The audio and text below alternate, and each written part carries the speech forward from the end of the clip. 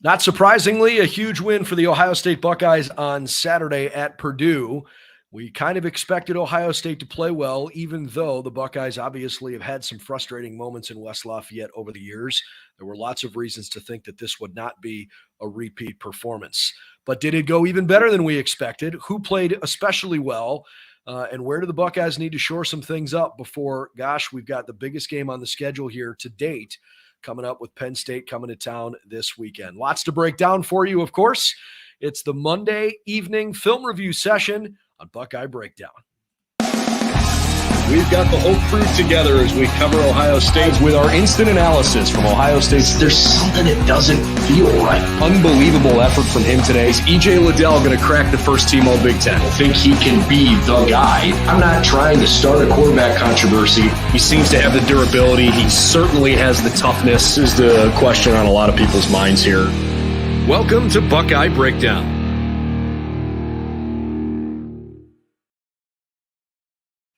Well, hey, everybody. Happy Monday night, and welcome to the Buckeye Breakdown podcast. If this is your first time joining us, glad to have you. I'm Brendan Gulick, along with Anthony Moeglin, and we are talking all things Buckeyes, especially as we take a look at the tape.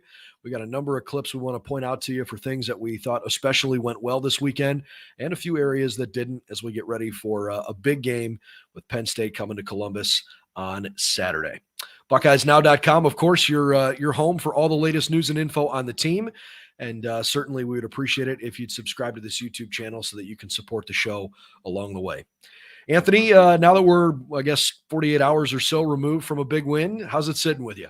Yeah, still really good. It was fun to go back into this tape and watch Ohio State really just kind of assert their will and look. I thought the game was so well called from a coaching perspective. I thought they got Kyle McCord into some really great situations on offense, and then on the defensive side of the ball, kind of let your dogs hunt was kind of the theme that I picked up on. Like the defensive line, was able to get after Hudson Card in the Purdue offense, and it was just really a complete game. There's a lot of things to be very encouraged about, and I know it's kind of challenging to compare or to really evaluate yourself against a Purdue team that frankly isn't very good. But Coach Day said it after the game, going on the road in the Big Ten is a tough thing to do. It doesn't matter if you're going to the Big House and playing Michigan, or if you're going to West Lafayette to play Purdue, or you're going to play Iowa. It doesn't matter. You need to come and you need to show up every week that you're on the road in the Big Ten. So there's a ton of stuff to be encouraged by when breaking down this tape. One or two things that we'll talk about from a discouraging side, but certainly the good outweigh the bad in this one. I know we're going to talk a little bit about that Devin Brown package along the way too, because that was the biggest unexpected wrinkle of the weekend, was seeing not just once or twice, but seeing Devin Brown with some regularity on the field. So looking forward to evaluating some of that as well. All right, let's get into it. We'll dive right in, and yes, we'll hit some Devin Brown there towards the end of this. So, want to kind of lay this out so everyone has the proper expectation for how this session is going to look. We'll hit a couple defensive plays out front. We've done it chronologically in the past, but frankly, the defense dominated so well, and it was a lot of the same story kind of throughout, that we'll hit a couple out front. And then we'll dive in to mostly the offense there in the middle there, and then do a little quick hit on the Devin Brown package down at the goal line. So to get things started, I picked this play because it caught my attention. Brendan, the biggest thing that we talked about coming into last week was we wanted the emphasis to be on starting fast. And really, we talked about this in the context of the offense, but the defense was on the field first.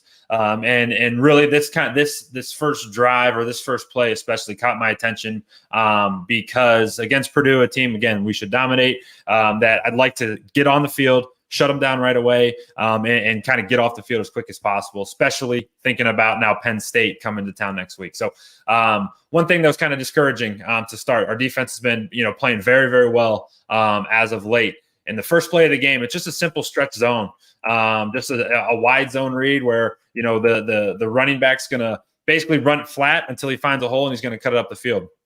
What was kind of discouraging here is that both of our linebackers You see Steele Chambers at the top, and you see Tommy Eichenberg, who's now engaged down here. Just feel as though they're out of position. And linebacker was the question mark coming into even last week. Just kind of just wasn't their best game, and we were expecting to see them kind of get off the mat a little bit. But first play of the game, and Purdue gets a nice chunk run, right? A 15-yard gain, 16, 17, 18-yard gain, because in my opinion, our linebackers were out of position. You can see it here.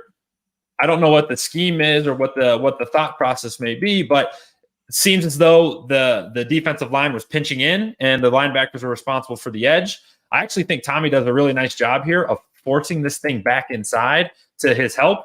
However, feel as though we're out of position up here and we're out of position right here at the safety, because when this guy stretches it and cuts it back, there needs to be more help come in our direction. So again, it just caught my attention. This isn't a play that's like going to kill you, but on Saturday when it's the first drive of Penn State and they get an 18-yard gain on first down, right? Then that's going to pay dividends, against a better opponent. But just not the start you wanted, from this defense.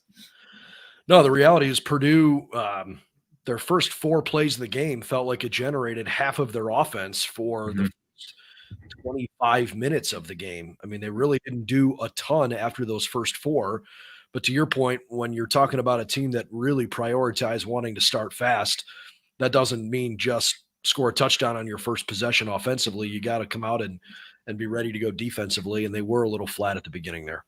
And just a touch flat. And like I said, it's not it didn't kill them, and I don't think it will, but it's just something to keep in mind. Like, hey, we got to start a little bit better. And like you said, that first drive was like, Purdue's got something in the bag today. But from there, it was a lot of this.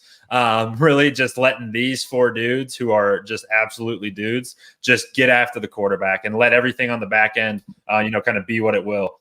So I love this play here. So right initially, right, if this pocket's right like this is fine. Like 3-step. And if you're a quarterback, like I know the first thing that was talked about in their meeting was like, dude, what the heck are you doing? Why are we getting out of this? And Hudson Card kind of bounces around, and JT has just got an engine like the Energizer Bunny, right?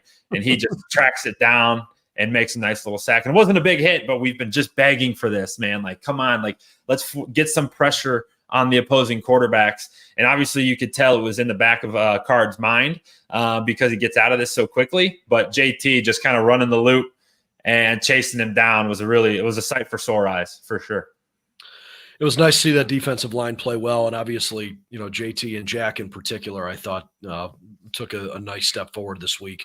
JT's been maybe a bit more consistent these last couple weeks than what we've seen from Jack, but I thought they both played well.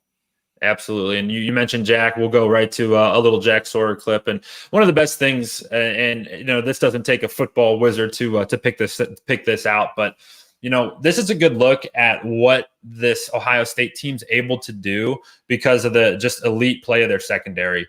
We've talked about it a bunch, and we even saw some clips last week against Maryland where they were able to take advantage of Ohio State's aggressiveness and playing man-to-man coverage. But, when you're a team that's got elite guys on the perimeter, you're going to get beat a couple times. But when you can just man up, like man, and they're going to trade this off, so it'll end up being man here, and one safety in the middle of the field, and you can bring 6 guys, especially with the caliber of these dudes, like that is such an advantage. And you'll see what happens when they bring a tag. They kind of tag these 2 guys on, and they're running a little game right here.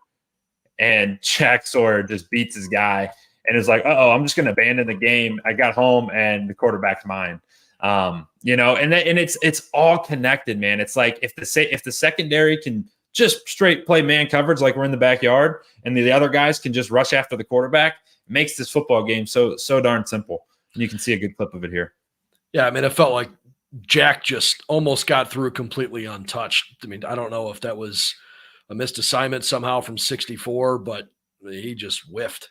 You'd be surprised. One of the most impressive things about about defensive ends is their ability in hand-to-hand combat. Like they'll train, like we've all seen the clip of Aaron Donald training with like legitimate knives, but like that's what they do. And like they'll spend, you could go to a practice, whether it's an NFL practice or a Division I or even a Division III practice. And, when it's special teams period and the kickers are out there or the punters or whatnot, the defensive line literally is just partnered up and they're just practicing different hand techniques and hand combat movements. And you see right here, this is a quick little move, but Jack goes up and over and swipes through and boom, he gets past his guy that easily.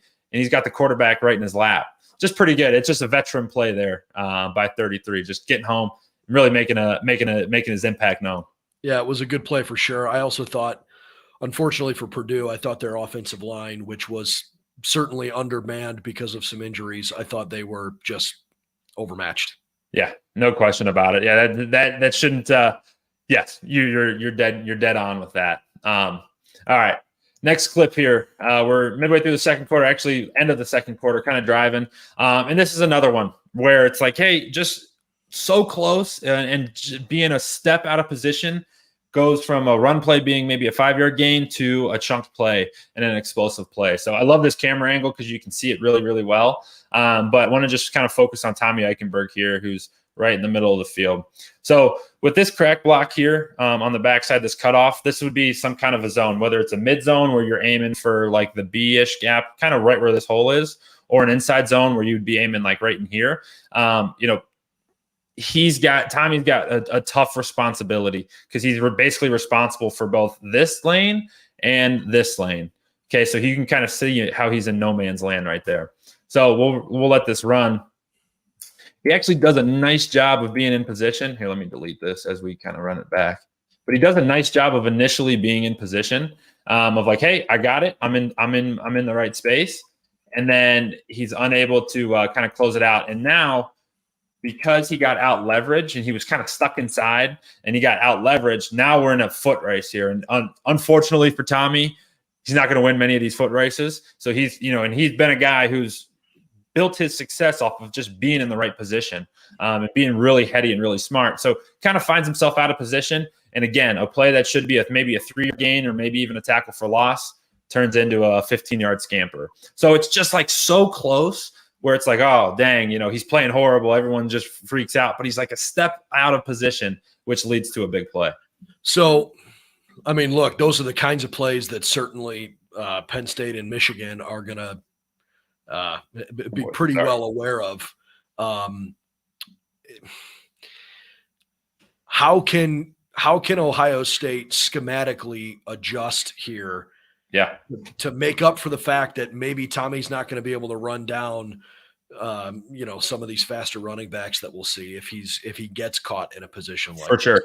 The point of emphasis and the coaching point here is keep everything inside. Okay, and you hear that a lot. Like you hear that on kick returns. Like the edge guy needs to be the edge guy. Like nothing outside of you, because if you break contain, if the offense is able to break contain, a big play like this happens. So whether it's Tommy's responsibility or the defensive end's responsibility, I'm not sure the number on it. I don't think it's JT because I see Jack Sawyer down here. But whoever's responsible for contain needs to be contained, because you see here, and it's kind of cutting, we lose contain here. So even if Tommy was correct in his position, he kind of gets the short end of the stick, and it looks like it's his fault. However, we're getting beat here on the edge, and we're losing contain. So that way, he's able to get the edge.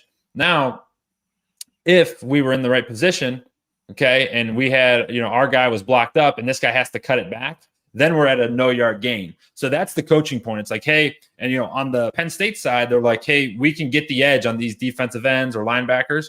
On Ohio State side, it's like we have to nip that in the butt now, because if we give up the perimeter, it's going to equal big plays. And that's a good coaching point of like, hey, this week the emphasis, Purdue got us once. And if Purdue gets you once, you don't know what that's going to equate to when Penn State's on the other side of the ball. So keeping your contain and being just really sound in your gaps is the answer to that question. Well, I wouldn't be surprised if Penn State tries to do this kind of thing early in the game because what they've put on film the last 5 weeks, it just hasn't been very impressive pushing the ball down the field.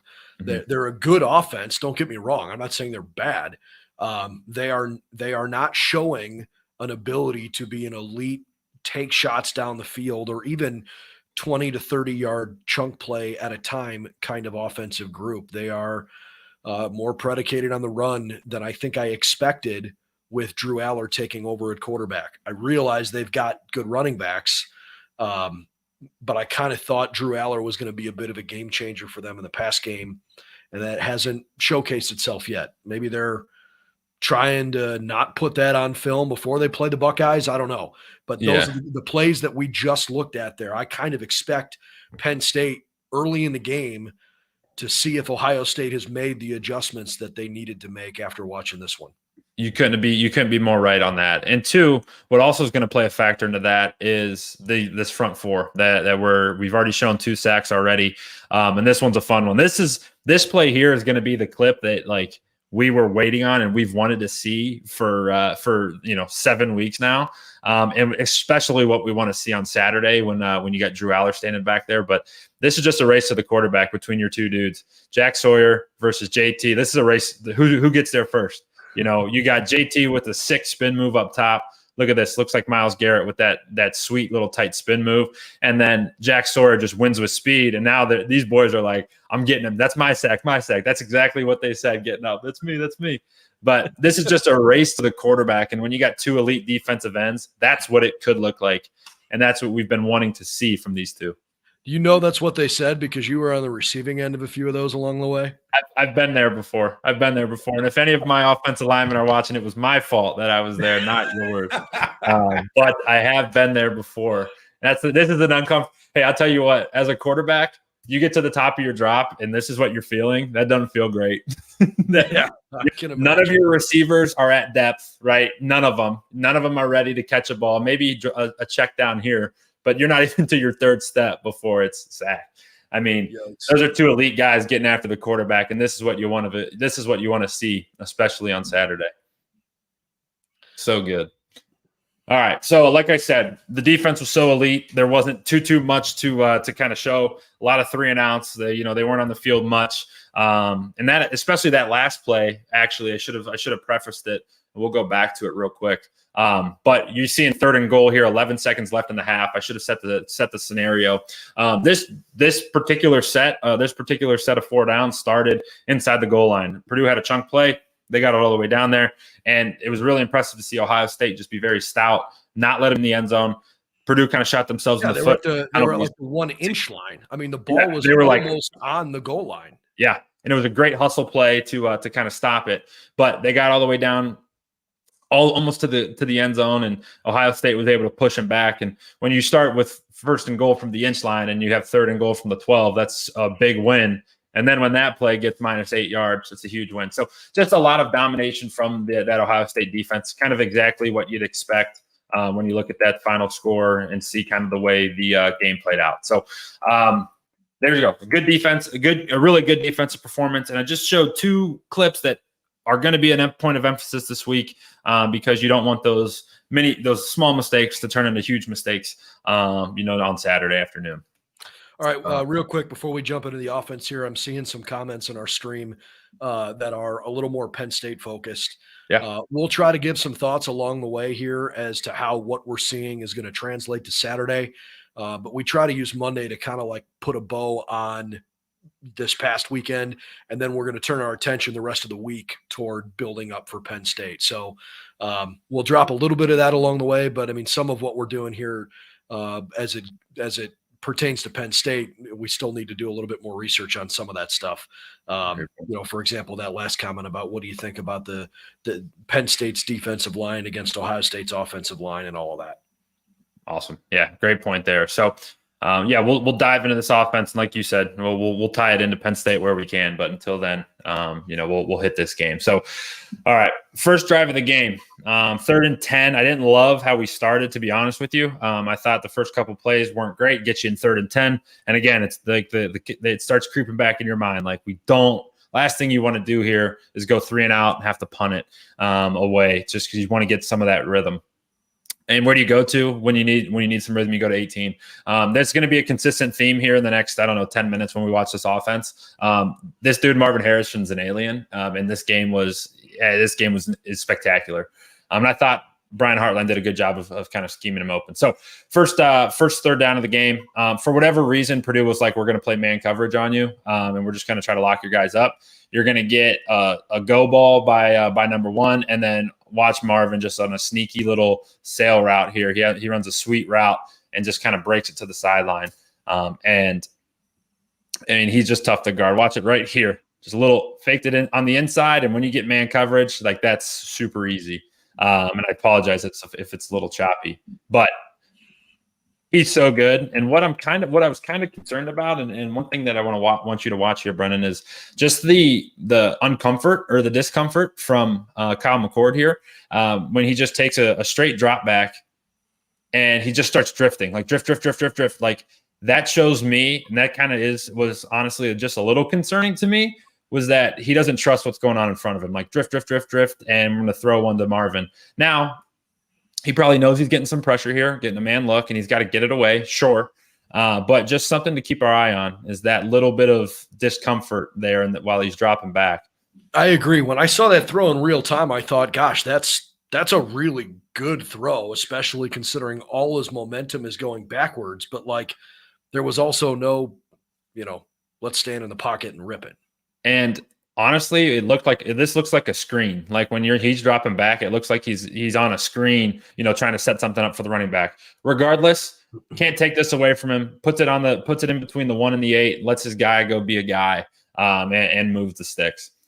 Now this one here, you texted me immediately. I think the direct quote was "Marvin's not real" or something like this, because this catch was absurd and it was out of control. You're just going to get a straight. I don't know how he caught it. I really don't. You're just going to get a straight go here. And again, a little uncomfort from Kyle McCord. I didn't get a good clip of him dropping back, but like he floats one out here. First of all, I'm not real sure how it gets even in there. I don't know how tightly you guys can see it, but like this, it feels like it flew through the defensive back's back. I thought he caught it on the defensive back's back in real time. I'm like, did he pin it on the defender? He's not open. How does he catch it? Look at this. Like, come on. Like, this guy's arm is inside of Marvin's 2 arms. And then the ball pops up and he double catches it with 31, who ends up, he's the guy who didn't take Trainum out, but was the hit that took Trainum out. I mean, a hitter. And we talked about him later last week. Like, this dude hits and he's one of their better players. He's barreling down and Marvin says, "Don't worry about it. I got this." So 2 plays in, 2 massive catches from Marvin Harrison Jr. It's just like exactly what we've come to expect at 18. I know he had maybe a little bit of an uncharacteristic game in that he had a couple of drops. I'm just not going to concern myself with that. It was raining. A couple of those were pretty good throws, and I would say they were certainly more on Marv than on Kyle. Mm-hmm. I thought Kyle played a really good game, better than his stat line would indicate. Uncharacteristic to see the Buckeyes dropping passes like that. So I'm just going to chalk that up to some wet weather. Wet balls, right? It was a wet day. All right, this clip here, this is my favorite. This is honestly one of my favorite clips that we've shown throughout the year here. There's a couple of reasons for it. So 3rd and 6, okay, we're in the red area. We're in the low red. A touchdown here would be great, right? You feel like you got points. Like if you can get 3 points, good. But touchdown here is obviously great. So we've seen already 2 clips where, I guess 1 on 3rd down, they've just gone man coverage. So that must have been the take after watching and breaking down the film. So I think Brian Hartline does a fantastic job. So you put Marvin in the slot here. So you're kind of trying to make your matchup. And you got G. Scott here, who's at number 3. So when the defense breaks, they're like, all right, they just moved Marvin into number 3, and we'll be able to adjust from there. Well, we use an initial motion right away for 2 reasons, right? It puts Marvin at number 3, and when you use a motion, it tells the quarterback what he's seeing on defense. You hear broadcasters talk about it a lot. They use motion to determine man or zone. Well, what does that look like? Okay, when he motions out, if it's man coverage, his guy guarding him is going to go with him. Exactly what 21 does. Okay. If it wasn't man coverage, they would bump it out and they would be talking, communicating, and switching their zone responsibilities, and you go from there. Well, when he motions out, Kyle now knows, all right, boom, I got man coverage. This is easy. Okay. this route is Peyton Manning made this route, what it is. It's called Colt. And what you do, or at least that's what I called it. It's an in route. It's a 5-yard in route by number 2. It's a 5-yard in route by number 3. Number 1.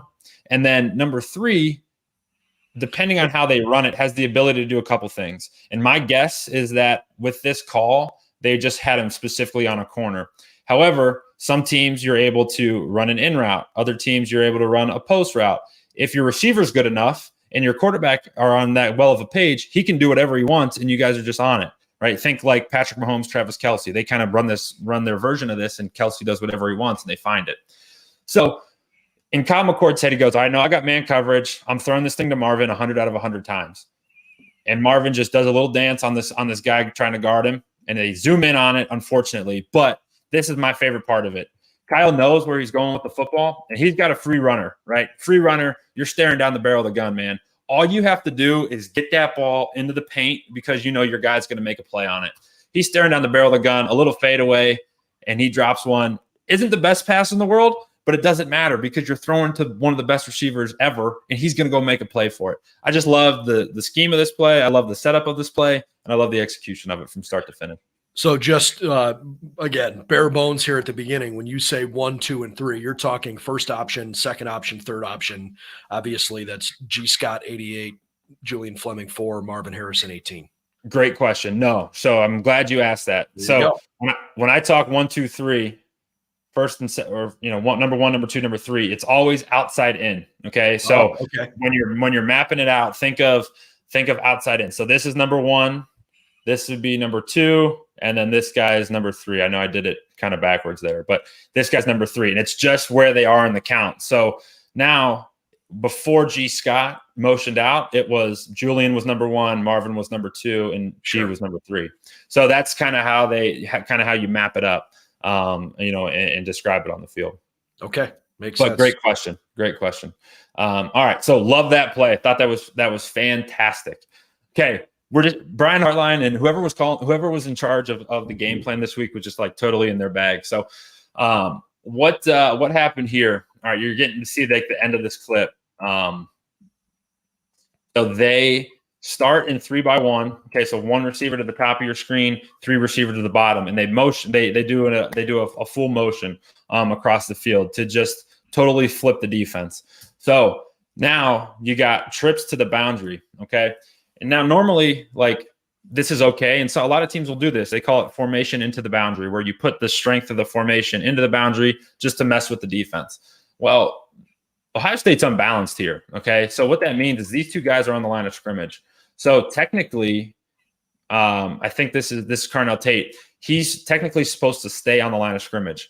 And so now he's not eligible. So you got an eligible guy here, eligible Marvin, and now technically your tackle's eligible. So why this is important is because it messes with the defense, okay? And now Penn State's watching this like, okay, now we have to account for something, maybe something tricky, maybe something not, but it's just another look as to what they need to account for. Problem number 2 is that now you got number 18 with the closest guy to him is 7 yards away, and then after that, this guy's probably 25 yards away. This guy's probably, 15 to 18 yards away. So he's legitimately one-on-one. And now we're going to use a quick little motion. Oh, he's running. This guy's momentum's going this way. I'm going to throw the brakes on.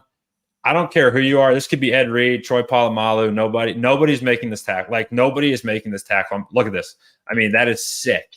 And it's just because they schemed it up perfectly, used the motion to get the momentum flowing against the grain, stopped it, and now Marvin Harrison in space is, one of the best things. It's unstoppable. I remember watching that play in real time thinking, boy, that's a lot of cushion for 18. I guess they don't want to get beat over the top. And as soon as he went in motion, you could just see it coming. I'm like, oh, they're going to dump it to him. Okay. Yeah. So easy. It's so good. And this is awesome. I think it's just great. When he's the best player in football, man, isolate him. Get him one-on-one. Isolate him. Get him in space. Give him advantageous scenarios. Like calling offense shouldn't be so hard. Just get 18 the ball in space, right? It should be easy. I literally said to the guy sitting next to me in the press box at one point when they hadn't thrown the ball to Marvin a bit, the offense was like, stalling a little. Like, why don't they just call the play where they throw it to 18? Like, that Call always works. Touchdown play. No, I mean, we've been Like looking Ryan Day in the Notre Dame. I think it was a Notre Dame game. No, it was week 2. It was Youngstown State. Yeah. When all of a sudden you caught him on TV in one of the hot mics. You could hear him telling the play out to the team when they're coming back from a break, and he's like, greedy route. I'm like, yeah, all right. Throw it. I think it may have ended with throw it to Marvin. I love it. It's so good. It's so good. And they did a really good job. And there was certainly an emphasis on get 18 the football and let's find ways to get him in space. All right. Another story of the game was Dallin Hayden. I think this guy's got a lot of juice to him, and I know they want to keep him in the box and keep him redshirted. But it's going to happen anymore. Well, yeah, true, yeah. I mean the secret's out.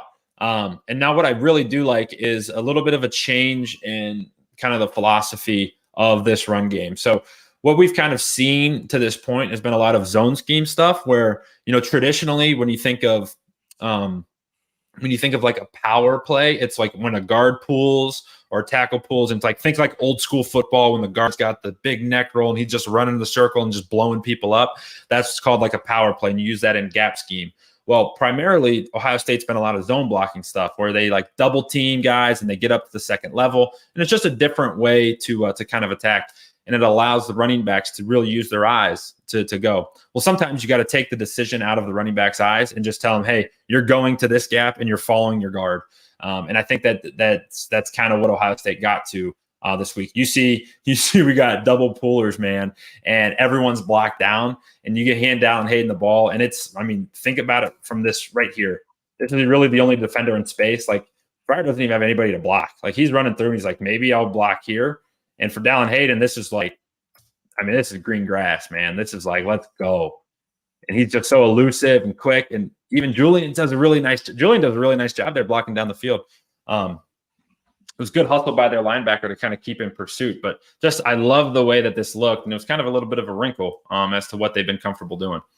I thought that was a pretty poor read by the defensive back, because if you watch as he's backpedaling, I realize his assignment there is Fleming, but look where his eyes were, and the ball's been handed off. Like, yeah, you got to recognize that. And then he just really got himself in a place where he got locked up.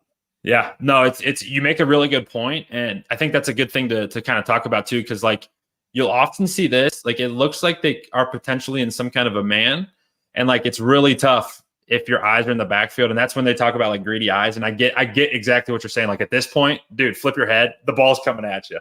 But it's sometimes it's tough for DBs to kind of contribute in the run game like that. But you make a really good point. And it allows for, on our side, it allows for 10, 15 extra yards, which is good. Thought that was awesome. And obviously everyone knows that that Dallin looked really, really well. Played a really good game. All right. This is the Carnell Tate show here for the next couple minutes because I think that these two clips here make me believe what Marvin said at the end of the year or at the beginning of the year, where he's like, this dude's like got it. And he looks kind of like how I did as a freshman. So scenario 3rd and 10. All right. Game's kind of, obviously 27-0. But at this point, Ohio State's not playing the scoreboard. They're playing to continue to get better, and they want it to continue to look good. So this is a big play. All right. So we're just going to get a simple, not even sure of the kind of the route combination, but Carnell goes on a little out route. All right. And this kind of looks dead. Okay. When he throws it, he misses a little bit inside. Okay. I don't know what the route was. Was he stopped? Was he not? But like right here, if you stop this picture right here, and I know it's a little pixely, but the ball's right here and we're kind of locked up. Like, oh, this don't look good. But it looks like it's going to be PI. Yeah, it looks like it's going to be PI. It looks like it could be potentially an interception. Like something doesn't look right here, but it doesn't look good for Ohio State. But Carnell Tate not only makes the catch, but on 3rd and 10 makes two guys miss, makes his initial guy miss, and then jukes another guy out, beats him with speed, jukes another, and I'm going to go get 7-8 more yards. Like those hidden yards are the ones that, you don't show up on the stat sheet, right? It looks like one catch for 18 yards, but doesn't tell the whole story of, hey, I caught that at 5, broke one tackle, broke another, juked another guy out, and moved the change on 3rd down. Like that's a big boy play right there. Yeah, The idea of Carnell and Brandon Innes being, ready to rock next year is huge because you're going to lose, the bulk of your weaponry. And I think it's important, who knows what Kyle's going to do, if he's going to declare or if he's going to stay. I don't want to go too far down that path. This is obviously year 3 for him in college, but whomever the quarterback is next year, whether it's Kyle or Devin or somebody else, college football changes so much. Yeah. The idea of having Brandon Innes and Carnell Tate ready to go is going to be really important. Really important. And you make such a good point. We'll get to Innes here in a little bit for sure. We got one clip of him. So, all right, Cade Stover. I keep banging this drum. This guy's awesome. This throw is so underrated. People all week, the whole, I don't know, 15 to 24 hours after the game, we're like, is that a good throw? Like, nice catch. I'm like, that is a freaking missile in triple coverage that Cade Stover somehow got hands on and caught the ball. It was awesome. You know why? My favorite part about the throw is just the decisiveness. Like, if there's even a little bit of hesitation, this is knocked down or picked off, right? But you can see when he decides to throw it, right? He gets to the top of his drop, and all week, like, hey, clear this guy's butt and then put the ball on him. And literally, he's getting ready to throw. This ball, look at this. Like, the decisiveness of this throw is what's the completion's about, in my opinion.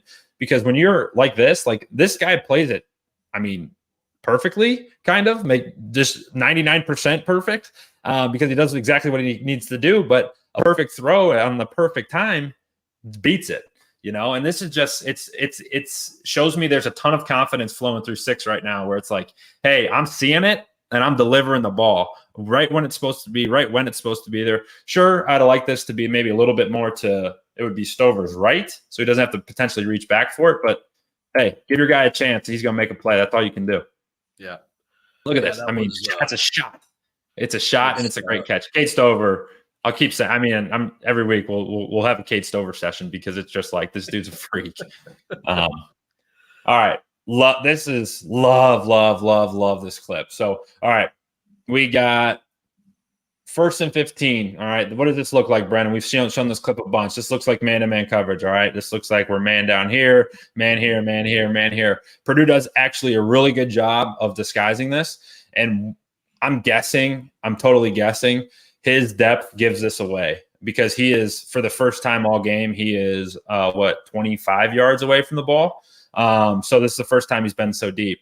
So it looks like man coverage. So you want to change. Good defenses change the picture. Okay. You want the post snap to look way different than pre-snap. And you see this turned into cover 2. So he's going to fly off the hatch here. This guy right here, who's down low, is actually responsible for right here. And then this turns into your standard cover 2. He's going to trap this flat, and then you're going to get drop here. You're going to get a drop out here, and then you're going to get flat here. Well, Kyle McCord, great eyes, and Carnell Tate, just watch this. This is a perfect throw. Doesn't even kind of break stride. Like, just stays right in stride because Kyle's, again, he sees it. He's seeing it so well. He's throwing it so confidently that, hey, Carnell, you're ripped right down the center of that field, man. Just go make a play on. I'll put one out there, and he put a perfect one out there for him. Yeah, for all the people that were wondering if Kyle can see the field, let that be an example that he is certainly capable of doing that. Because you watch this factors into a lot of guys. You'll watch Saturday, you even watch on Sunday, where quarterbacks have a tough time. Like, hey, in my head, when it's one high and it's man coverage, I'm throwing it to Marvin. Marvin's on a hitch route, I'm throwing it to him.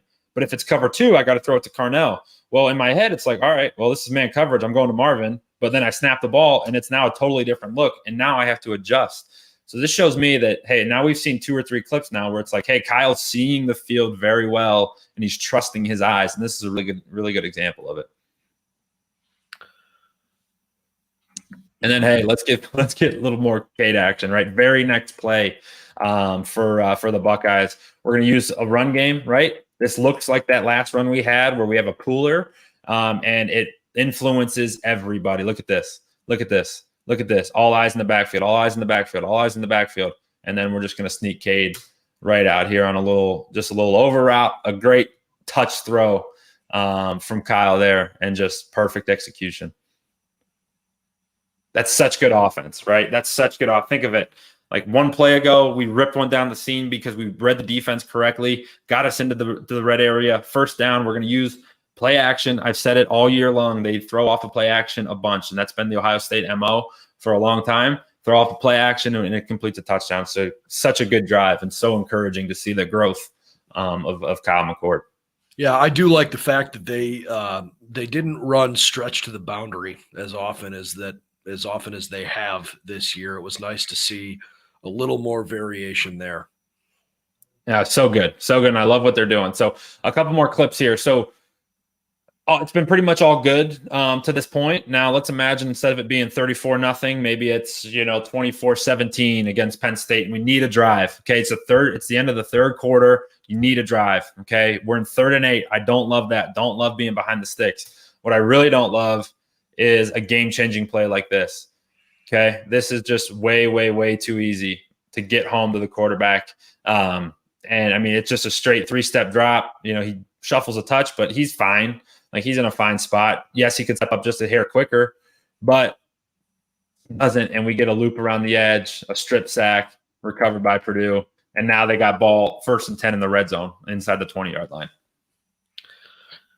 And this is something that, we've talked about all year long. There have been, yes, it's been very good at points, but there have been some inconsistencies at the offensive line that haven't come back to bite them yet. But, in a game with a, better caliber opponent, potentially could.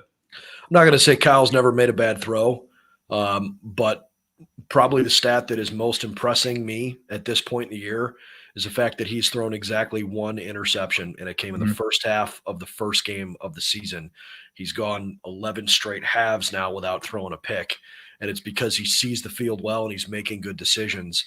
I don't put, for example, that strip sack fumble, I don't really put that on his feet. No, it's hard to do. I mean, we even talked about it with, Purdue's quarterback. When you get to the top of your drop and you're looking down here on 3rd and 8, like, stuff's got to develop. Like, we need time. I need time. This ball, I mean, he's at the top of his drop. He takes one hitch. Yeah, sure. Like I said, he could maybe step up more, but hey, look, we got an add-on right here, so you can't step up far. You just got to be stout. Your tackles have to be stout. They have to be stout on Saturday. Potential penalty here if you wanted to look at that, but all right. Couple more Marvin throws, because again, I thought Ryan Day and Brian Hartline were awesome. Let's use Marvin's motion. Let's use his ability and the threat that he poses to get away to create space. Again, man coverage. We're going to use motion. His guy guarding him is now 10, 12, 13 yards away from him, running the wrong direction. Really hard to do. Watch Julian Fleming here, Brennan. Watch this. Watch this. Come on. Run with me, 18. I'm going to block I'm going to take him to the bathroom, dude. I'm going to take him to the concession stand, because we're just going to block and create space for 18. Look at this. That's awesome. That's awesome. Julian Fleming, for how many weeks now? What are we in, week 7? Every week there's a great clip of him putting someone's nose in the dirt. Yep. All right. All good things. We got 4 clips here. The last 4 that you and I had a good discussion about. It's the Devin Brown package. It's the Devin Brown goal line red zone package that was debuted on Saturday. It showed a touchdown. It showed a fumble into the end zone. There were some ups, there were some downs, but I thought we both shared kind of similar thoughts on the package as a whole. Sorry, so we'll get into this one. This is. Nope. Did I lose you? Maybe. Come back, Anthony. Well, I don't know why, but it seems like all of a sudden Anthony's feed has completely gone out.